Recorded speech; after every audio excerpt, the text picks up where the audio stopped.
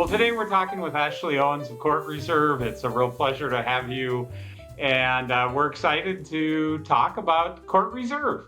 Thank you. You guys have been around for quite a while. Can you give us a very brief overview of how you got started? Sure. So, Tim and I were tennis players, the T word, back in the day.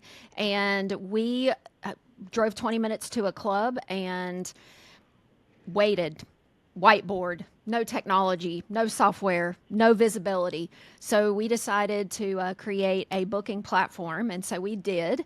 And we worked two jobs, nights and weekends, while we were creating Court Reserve. And then in 2019, we started getting some interest from this thing called pickleball clubs. And so we actually got invited to be a vendor. I guess we got to pay to be a vendor at the World Pickleball Open down at Port St. Lucie. And it was one of the first big pickleball tournaments. And we went down and they were having so much fun playing pickleball. And being that we had played tennis for years, we used to go and go to tennis tournaments around North Carolina when we lived up near Charlotte, and there was like 100 people, and it was very quiet. And this was such a total 180 degrees to what the tournaments that we had been to. And so we went back to the hotel that night. They had pickleball paddles that were wooden behind the desk, and they let us borrow them and go out on the tennis court. And by the time we got home, Amazon had brought me a Selkirk paddle, and that's how Court Reserve really started picking up on the pickleball space and taking what our pickleball clubs need and putting them into Court Reserve. So the interesting thing is, I was involved in starting Pickleball Station back in that same time frame, and we were one of the first users of Court Reserve for pickleball. I spent many an email and phone call with Tim talking about features we wanted to see and so forth and so on. So I got introduced to Court Reserve as one of the first pickleball users. And it's been amazing to watch your guys' ride as you started to take over the club, court, event management area in pickleball. Um, Today, do you have more pickleball facilities or more tennis facilities? We get asked that question a lot. As far as total number of facilities, we can't really narrow it down to just pickleball because we Yeah. have a lot of clubs that do pickleball plus, tennis, badminton, padel, all of those things included. I would say that a majority of our new clubs coming on board today are strictly pickleball facilities, but that Mhm. doesn't leave out all the other paddle and racket facilities that we do get today as Sure. well. Actually, from a Sure. business standpoint, I love entrepreneurs. When David started Pickleball Central back in the 2000 aughts, there was no pickleball industry. And it's a huge, I mean, it's the pioneers. You are the 49ers on the gold rush. What was it like? How did you start the business? How did you begin to develop the platform and then actually find customers? And this is a great question for all of our vendors because it's still such a nascent business as they're trying to create different services for the pickleball industry. How did you go about basically pioneering a field that didn't exist? So Tim was a software developer and he had the software background and I had a sales and marketing background. And so as we were building a basic reservation system called Court Reserve, the customers that would find our very basic Google ads for a tennis reservation or pickleball reservation software, we would go to them and we would say, David, what kind of features do you need in order to run your business? And so our customers were the ones that were telling us what they needed to run their club, their facility, whether it's public, private, HOA, whatever that looked like.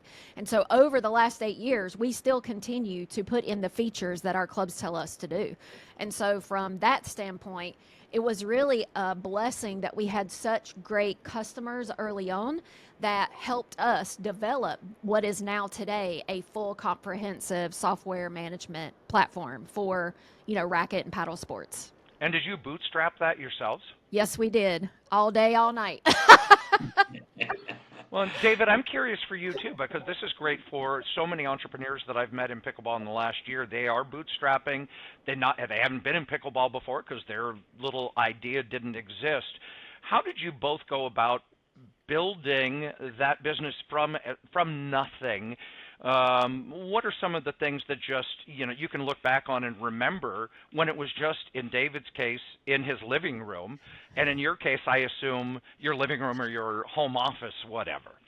Absolutely. I mean, for us, the business took over half of the house. Anna and I, our bedroom went into the dining room, and our two girls got the master suite, and the rest of the house was dedicated to the business. And we were like that for a couple years. We actually had employees coming into the house 6 days a week. So, I mean, that's an interesting model to, have your girls grow up with other people in the house on a regular basis. And eventually we're able to go to a warehouse and then a bigger warehouse and then a bigger warehouse. But like Ashley, we bootstrapped. We didn't take any investment into the company, and we grew it into a $40 million plus company. So it can be done. It's a lot of hard work. There's a lot of anxiety about, will you meet the next payroll or whatever? But you figure out how to do it, and you grow the business. Same experience for you, Ashley? Yes, I would say it was the same almost. We kept our bedroom, but we did have offices that we did. And again, we still both had full-time jobs, and, created that. And then eventually, when COVID hit, everybody needed a software platform to report on where people were. You couldn't get in the swimming pool, you couldn't do anything. And so in May of that year, when COVID hit, we brought on 75 facilities in 1 month. And Tim looked at me one day and said, it's time for you to, give up your job. Because at that point, he was working for Court Reserve full time. We were making just enough money to make sure that him and Nick, our CTO, would have, some money and could keep the software and the servers and everything going. And so I came on board. We've literally doubled our staff every year since then. And so it's an incredible thing to be able to have a software that you have day in and day out and sweated and enjoyed and traveled and all those other things. And now you get to work with all these amazing people who are a part of the journey now. And I would say, yes, it's tough. And I think David would agree with me, but what an experience, what a journey to get to watch this industry grow and to grow alongside of it. And to not be, the in front of everything, but to go along with it. It's really a great journey. Yeah, we call it riding the wave. And our growth was, we were doubling or 50%, 60% growth many years. And I tell people that that growth helped us cover up a couple of mistakes that we made here and there. But yeah, it wasn't easy, but it's very rewarding in the end. When you have 60, 70 employees working for you, and you're building a really pioneer business. Question for both of you. If you were to do it again in this environment where now there is competition coming in, not necessarily other huge players, would you try and get VC? Would you try and launch much quicker and larger, given that we know that more and more players are coming into the market at any facet of the pickleball industry? What about you, Ashley? I'll take that one. So Tim and I tell people the dream is not for sale. And, I think that where we came in from, if we were to start now, you would have to be fast and to be quick. And, there are some people that have tried that in our space already, whether it was software or just opening up a club. And you have to get off the ground running. So I'm really thankful that we didn't have to do that. And we're not interested in that, just for those folks listening, because we get emails every day about people who, are just so excited about helping us live our dream on a boat. Well, we don't own a boat and don't want a boat. So we're happy where we are. David, should we talk about the platform? Should we talk about Court Reserve now? Yeah, absolutely. Sorry for the diversion. This is the radio guy in me, and I like all sorts of different things that we can do. That'll be a good side one too, David, as we can talk to people about their entrepreneurial journey. But anyway, right. I digress. So give us, Ashley, again, in a brief overview, what are the major features that Court Reserve provides for pickleball facilities? Well, we really provide everything they need, from memberships, payments. reservations for your courts, event and programming, lessons, instructor management, and then you've got all your integrations. And we have some fantastic integrations we can talk about that's coming in 2025 that we're working on currently. So it's a full platform for any kind of facility, whether public or private, that wants to get started in the pickleball space. The reason Court Reserve does so well is because we've built it from people already in the pickleball community, and they've told us what they needed in order to have a software that takes care of all of their daily business operational needs. And then we have a great player side as well, and we make it really easy for them to be able to let their players do what they want them to be able to do. How does a facility, Ashley, determine sort of their, not only how to work with you, but their own technology needs? How do you get everybody, given that you all have a tech background, how do you go about not only partnering, but even helping them on their own technological journey to be able to make the whole thing, to bring the ingredients together to cook up this wonderful meal? Well, we have a great onboarding team now that kind of holds their hand and takes them through their setup. What does that business model look like for you as a facility or a club? What do you want your members to be able to do? What are those things? And so we just give them a great overview of everything that Court Reserve can do. And then they kind of get to pick and choose what part of their business model they're going to interpret and use the features that we already have. Now, we have some facilities that are really good and they already have a business plan up front. They already know how they're going to price, whether it's, a monthly with unlimited court time, or maybe it's a monthly membership and you have to pay for courts. So there's a lot of different things that we present to them, and they already hopefully have made some good business decisions. We do often have those people that come through that need some consulting. So we do have a lot of great clubs that do offer their support. As far as Club Pickleball USA in Utah, we help them hold a mastermind event about 4 times a year where entrepreneurs can come out, and pickleball folks who want to get into the business, and they spill the beans on their business model, which has been very successful for them. So has it been a challenge for you to provide the flexibility for all of the different business models that are out there? I spend a lot of time looking at membership models for pickleball clubs, and it seems like nobody has quite exactly the same model. I mean, there's discounts for military people, or there's summer memberships, or whatever. Has that been a challenge over time for you to give the flexibility that a facility can come in with a unique membership model and you can work with them and make it work? I would say in the pickleball space, no. I would say that if it was a challenge, if they would give us, 60 days, our development team would put in what they needed if we thought it was a membership that most pickleball or most of our clubs and facilities would use. Again, we have taken the ideas from people and have made Court Reserve such a broad product in order to handle those things. Right. So the challenge has been that we just need a little bit of time, and then we can get that working in the system, because we've had so many different, like you said, people come in and say, hey, well, what about this and what about that? And we were able and are still able to take what they need and put it into the software.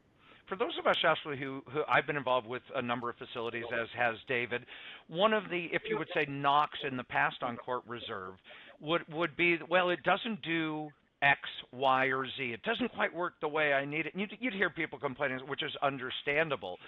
But it strikes me that especially in the last, say, 6 to 8 months, you have become so responsive and so nimble in evolving, fixing, iterating, that seems to be a real strength, a muscle that you have developed even in the last, let's say this last year. Yeah, I would say so. And it's because we really do care about every single customer that comes in. And occasionally, we've seen pickleball businesses come and go, and they'll go out of business, and it's it's really sad to lose a customer every once in a while, and you will, no matter what business you're in. But I would say that, our teams have such incredible people. It's not the Tim and Ashley show, it's the 45 other team members that are so dedicated to our sport and what they're doing on a day-to-day basis, whether it's chat support or having, an onboarding call and teaching people how to set up their system. It's something that we're really, really passionate about. And that's one of the challenges that a growing software company, can have, is how do you keep up with the same level of service or even make it even better? So we are constantly looking at the things that we can make better, continue with, start or stop, and make that better for the customer. And do you provide 24/7? I know that, some facilities, they've got the automatic, put in the key code, go in the door. They could play at 2 a.m. if they wanted to. The Drop here in Tacoma is one example, who's one of your customers, some friends of mine that run that. 5 a.m., you may have that, or you got a tournament on Sunday afternoon. How do you do that to make sure that you can provide the support that's needed when the inevitable issue comes up, whatever that may be? Yeah, sure. So we've already extended our West Coast support time. We have some folks that work up until about 8 o'clock East Coast time at night. And then overnights, we have somebody peeking in and see if there's any fires burning. And then on the weekends, we do have weekend support that they are on a rotational basis where they check in every couple of hours, just in case, right? You just never know. We're really fixated on making sure our staff has a really good work-life balance. And so that is really important to us, as well as our customers and them getting the support as well. Tim and I, we opened Old Coast Pickleball, our own indoor facility here in St. Augustine, in April. And so a lot of those same challenges that we hear from our customers, we also deal with ourselves. And so it's opened our eyes to making those changes and making it more nimble for people to be able to access us when they need us. It's interesting, David, because I've heard you talk about that with your experience going from a strictly retail operation with Pickleball Central, and then when you open Pickleball Station, is integrating these different things, but the opportunities to learn from one side of the business and integrate it in the other, and what a great opportunity that was for you to grow your business. Oh, absolutely. Yeah. No, it's important, and the technology, continues to evolve and provide so much more. The Court Reserve of today has so many more features than the Court Reserve when I started using it back in 2019 or whenever it was. It's just amazing to see. And I love the fact that Ashley and Tim are what we in the high-tech world would call eating your own dog food, right? You're having to use your own product. And it is very eye-opening to say, well, why in the world aren't we doing this? Or why do we make people do that? So Ashley, what was one of the biggest things that came out of using Court Reserve in your own facility that you had to change? Well, there was more than one. There's a list of them. So when Tim and I opened Old Coast, we actually, kind of took a step, to working that day to day, creating that culture at our club. We did hire some staff in the beginning, but it was really, Ashley and Tim doing Court Reserve work at Old Coast Pickleball every day because we wanted to start that culture and community at Old Coast Pickleball. So it was literally sitting there, checking people in, taking their credit card payment, having them use and sign the waivers. And Tim just, he's our product guy, right? His thought process and how he pushes the product through in Court Reserve, he would just stand there and he would look at me and he would say, that's what they're talking about, because the idea board at Court Reserve is in the system. So anytime an admin can log in and put their idea on the idea board, and we look and review those every week. Well, there was 800 and some ideas by the time this summer came. So now when Tim's going through those ideas, he has an empathetic view of what that looks like, especially when it comes to that front desk, that check-in, that, waiver, all of those things. So it was an additional way we could learn to support our own customers because we know now how they feel and what they need to do their jobs. Let me ask you about data, because that obviously is such a huge currency for any business, customer facing. And how does Court Reserve help analyze data, at least surface data, so that you can make programming decisions, perhaps analyze your retail side as well if you are not an experienced retailer? What can Court Reserve do to provide that business intelligence to help your business succeed and grow? Well, data starts with first a good setup of the system, of whatever system you're using. That's where good data comes from.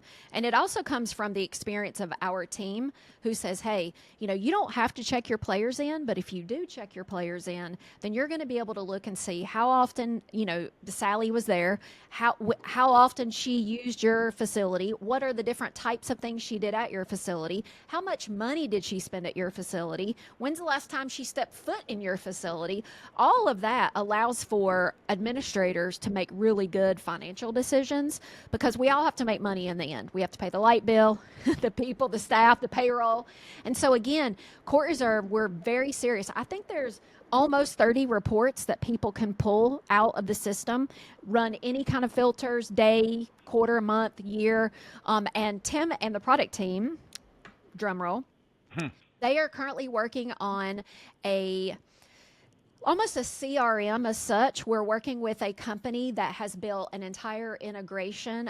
They're going to do an integration into Court Reserve. So you're going to know when Sally's birthday and you can send her a push text and, let Sally come in for a free, court booking.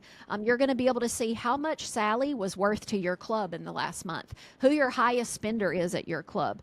Those are all really important financial details because you're going to have people come and go. They're your customers, right? But how do you continue to build the culture, the programming? How do you know which programming is actually working if you can't pull that data quickly? And so we're really serious about data. The privacy of data, of course, we take very seriously. And then we also have another integration. Have you heard of like IBM? They do a lot of data analytics. We're building that on the backside of Court Reserve as well. So even more data and analytics will come for our clubs next year in 2025. Awesome. What other features do you have coming in 2025 that you can talk about? So we're doing a couple of new integrations that Save My Play is a great recording system that has been on the pickleball eye for a while. We're working with those folks where it's going to be integrated into Court Reserve. So if you want to record your play on Court 1, you can set all of that up in Court Reserve and it'll send you that video recording straight to your email or your Court Reserve account. Pour My Bev. A lot of our pickleball facilities are wanting to sell beer and wine and things like that. So Pour My Bev, we're working on an integration with those folks. GoTab, full food and beverage point of sale. So if you have a full-blown restaurant with the need to have a ticketing system to the kitchen and leave tips for your bartender, GoTab's a fantastic integration. Brevo, a new access door control, so that those clubs who want to let their members in the morning or late at night, they can have an independent PIN code for that member. And as soon as that member makes a reservation or the door has the restriction set that the member can use that PIN code, they can walk right through the facility. Now, of course, we encourage video recording and things of that, to protect the facility itself. But that's a great integration. And of course, we have duper integration already. I hear it's getting better and better. We're thinking about maybe UTR as well. They're big in the pickleball space now as well. So that's just a handful of the cool integrations coming in 2025. Wow. Early. Yeah. You're becoming the McKinstry or the Accenture of pickleball. I love it. But that to me, Ashley, is one of the things I know you and David both experienced. That coming into this, everybody's been Frankensteining solutions, taking a piece here and there and all of that. What would your advice be to new facilities in beginning to choose? What platform do you use? How do you integrate all of these services? Should they start with Court Reserve, start and talk to you as an operator as well as that? And are you willing to give them that counsel without them coughing up a lot of money on the front end? Yeah, sure. So I think that, when you're looking for software in general, you need to do your homework. You need to find out what the software can do, what the onboarding and the training is going to look like, what that cost is, how long is it going to take, how nimble is the software. I mean, we have other competitors in the space. We are one of the few that don't require you to sign a long-term contract. We want to earn your business every day. That's an important feature today because we have customers coming to us who are locked into a contract for another 1 or 2 years and are desperate to use something different just because now their they're stuck. I would also encourage people to ask for references. Now, references can be tough, right? Because those are the best customers you got and they love you. But there's enough people using different softwares in the pickleball space that you could go on LinkedIn. You could really find good reviews. There's a lot of reviews out there that people could look at. And then, I mean, Club Pickleball Mastermind that we do out in Utah. There's a lot of great PickleCon in Kansas. There's so many great different pickleball conferences and knowledge bases out there. There's enough people in the pickleball space, which is one of the reasons I love it, that people will share what they know. And so I would contact different pickleball clubs and see if they're willing to help. I would love to say that people could call Tim and I, and we would have lots of time to talk about. But that's just not reality. And so what we encourage people is to really do a deep dive. We at Court Reserve, we have an incredible sales and engagement team. They'll hold their hands, they'll walk them through. And the software that you choose, like we are taking Court Reserve across the country next year. All over the country, we're going to do conferences, user conferences, learn the software. We're coming to a town near you. You know, make sure your software is serious about helping you learn your software and not make it to where you're handicapped or handcuffed. You know, we've heard that some softwares make you actually email in, you know, to make changes, just simple changes, and you need to understand and be able to use the software you're paying for without having to do that. And that's what we want to do, is teach you. And I assume you integrate either into a very basic, if somebody's just running a normal small Windows environment, for example, up to maybe a more developed server type setting if they're a little bit more large scale operation, et cetera. Yeah, we have 1 and 2 court HOA clubs that are, you know, the small up to, I mean, we do provide the software for the USTA National Campus. They have, 100 courts at this point. So we have all kinds of clubs, all kinds of different memberships, programming, instructors. It's a pretty cool journey. Yeah, we get to help a lot of different types. Excellent. Where are you at on support for international facilities? We do offer international support. You know, we do have a lot of international facilities around the world, and we're getting very popular around the world. I would say that, you know, most of our facilities are in North America, you know, US and Canada, but we do have some around the world. The only, you know, issue could be a timing issue. They may need to talk to us a little bit later in the day, and a lot of times we're able to accommodate that. But if they're serious about software and they like what we do, then we try and make it work with them. The only thing we're not willing to do right now is change most of the language in Court Reserve. I mean, we are you know, an American-based company, and you know, so we're not going to, you know, currently we're not writing it in other languages or anything like that, but there is a lot of customer facing where you could write it into another language, but the basics of the software we're going to keep in English right now. Mhm. Now, one of the things too, Ashley, that comes to mind that we've not talked about that I think most business owners would think about first: how do you price Court Reserve?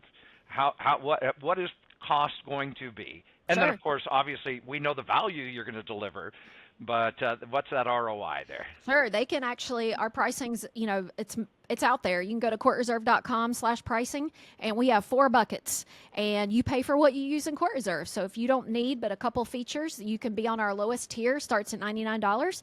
And if you need the full platform with the branded mobile app, the highest you're going to pay is $549 a month.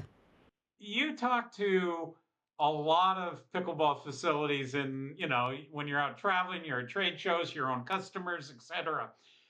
Do you identify 1 or 2 traits of a pickleball facility that indicates that maybe they're going to be successful or really successful? I mean, is there an it that you look for to say, hey, these guys really know what they're doing to run a successful pickleball facility? Yeah, I have seen that several times. And it's really the people who are all in. They're going to be there night and day. They're not the entrepreneur that threw a bunch of money at a facility and said, hey, somebody else go run it. Usually the ones that have been very successful are the people who are boots on the ground, making those decisions, trying to create the culture, trying to do what's right for the membership, you have to be pretty nimble. You can be in a market where there's many other pickleball facilities, but if you have the right kind of environment and people love what you're creating and the culture that you create, it's going to succeed. You have to be willing to look at your membership and maybe make some changes after a few months, or your programming. You just have to be willing to be there and put the work in. Those are my favorite kind of people because I can relate to those people who are working night and day. And eventually you can hire a director and, do some other things. But I really do see in the beginning those people who it's their love. It's what they wanted to do. Those are the most successful, and they're the most fun to work with because they really do care about pickleball and players and their members and everything that goes along with it. Along those lines, I love the analog nature of pickleball. People ask me, I just did an interview this morning on a new facility that I'm a partner with that's opening up here. And they ask, well, what is it about pickleball? It's analog. We are still getting together, doing something. I come from the golf world, and technology, I think at times has overrun the sport, has become too much. It's so intrusive.